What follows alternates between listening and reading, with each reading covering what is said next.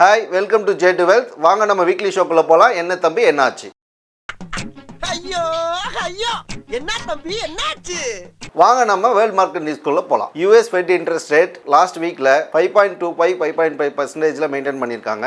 இது கடந்த 22 வருஷத்துல இதுதான் ஃபர்ஸ்ட் டைம் இந்த மாதிரி மெயின்டைன் பண்ணுறது. யூஎஸோட ஜாப்லெஸ் கிளைம் பார்த்தீங்கன்னா லாஸ்ட் 10 மந்த்தில் இந்த வாரம் தான் ஹையஸ்ட்டாக இருக்குது. இதனால பார்த்தீங்கன்னா அவங்களுடைய இன்ஃப்ளேஷன் ரெடியூஸ் ஆகிட்டு இருக்கு. ஜெர்மனோட ஹோல்சேல் ப்ரைஸ் பார்த்தீங்கன்னா 0.7% கம்மியாக இருக்குது லாஸ்ட் இயர் மே மந்தோட கம்பேர் பண்ணும்போது. ஆப்பிள் கம்பெனி பார்த்தீங்கன்னா மைக்ரோசாஃப்ட் கம்பெனியை ஓவர்டேக் பண்ணி வேர்ல்டுலேயே மோஸ்ட் வேல்யூபிள் கம்பெனியாக மாறி இருக்கு. சைனாவிலேருந்து இம்போர்ட் பண்ணுற யூஎஸ்க்கு பார்த்தீங்கன்னா யூஎஸ் 100% டேரிஃப் இம்ப்ளிமெண்ட் பண்ணியிருக்காங்க 1 ஆகஸ்ட்லேருந்து. இதே மாதிரி பார்த்தீங்கன்னா யூரோப்பியன் யூனியனும் 38% டேரிஃப் இம்போஸ் பண்ணிருக்காங்க. வாங்க நம்ம இந்தியன் மார்க்கெட் நியூஸ்க்குள்ள போலாம். வேர்ல்ட் பேங்க் பாத்தீங்கன்னா இந்தியாவோட எக்கனாமிக்கை பத்தி இந்தியா ஃபாஸ்டஸ்ட் க்ரோயிங் லார்ஜர் எக்கனாமியா மாறும்னு சொல்லியிருக்காங்க. வேர்ல்ட் பேங்கோட ப்ரொஜெக்ஷன் படி பாத்தீங்கன்னா இந்தியாவோட ஜிடிபி ஃபினான்ஷியல் இயர் 25ல 6.6% இருக்கும். அதே பாத்தீங்கன்னா அடுத்த ஃபினான்ஷியல் இயர்ல 6.7% இருக்கும். இந்தியாவோட சிபிஐ இன்ஃப்ளேஷன் மே மந்த்ல பாத்தீங்கன்னா 4.75% டிக்ரீஸ் ஆயிருக்கு. இதுவே வந்து பாத்தீங்கன்னா ஏப்ரல்ல 4.83% இருந்திருக்கு. ஜூலை 3rd வீக்ல பாத்தீங்கன்னா யூனியன் பட்ஜெட் தாக்கல் பண்ணுவாங்கன்னு எதிர்பார்க்கப்படுகிறது.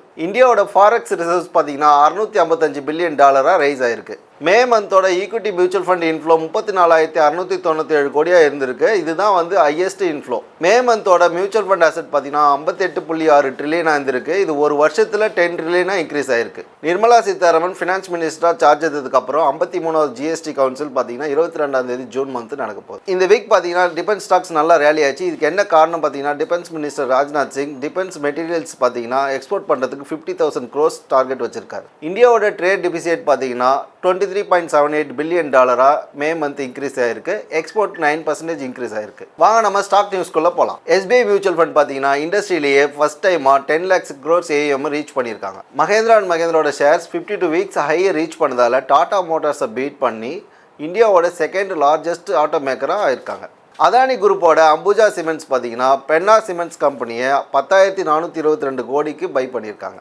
டிக்ஸான் டெக்னாலஜி பார்த்தீங்கன்னா 1,500 கோடியிலேருந்து 1,800 கோடியை வந்து இந்தியாவில் நெக்ஸ்ட் 3 இயர்ஸில் இன்வெஸ்ட் பண்ணலான்னு பிளான் பண்ணியிருக்காங்க. ரியல் எஸ்டேட் டெவலப்பர்ஸான பிரிகேட் என்டர்பிரைசஸ் ஒரு புது ப்ராஜெக்டை சென்னை மவுண்ட் ரோட்டில் 1,800 கோடிக்கு லான்ச் பண்ணியிருக்காங்க.